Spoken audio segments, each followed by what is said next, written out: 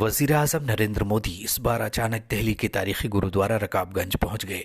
वो भी उस वक्त जब पूरा पंजाब नाराज है। पंजाब व हरियाणा समेत मुल्क भर के किसान सड़कों पर हैं।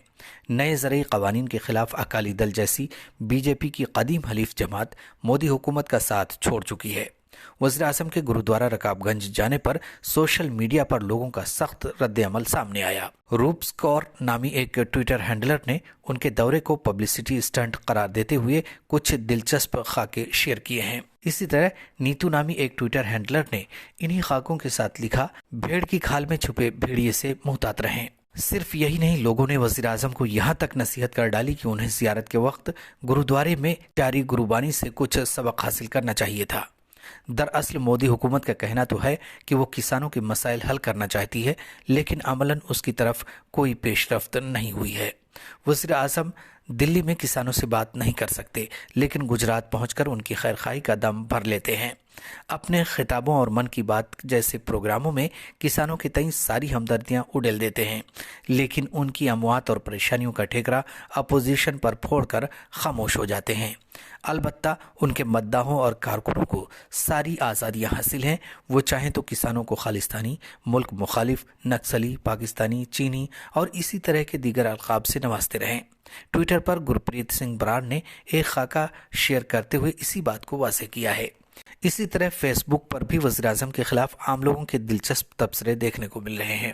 खास बात यह है कि किसानों के एहतजाज को गलत ढंग से पेश करने पर मीडिया और फेसबुक की भी सख्त नुक्ताचीनी हो रही है।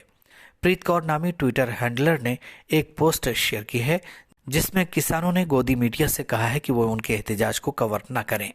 अनुरीत कौर नामी एक खातून ने मार्क जुकरबर्ग और गोदी मीडिया पर तबसरा करते हुए खबर शेयर की है कि फेसबुक ने किसान एकता मोर्चा के पेज को बंद कर दिया है।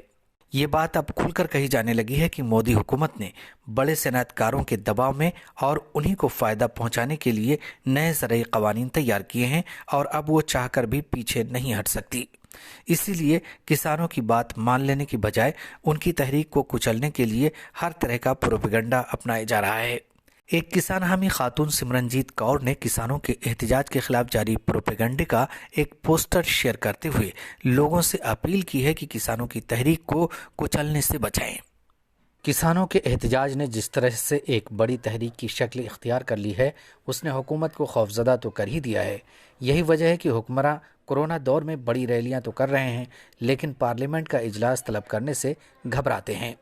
दूसरी तरफ किसानों की तहरीक को कमज़ोर करने के लिए हर तरह के हथकंडे भी इस्तेमाल किए जा रहे हैं।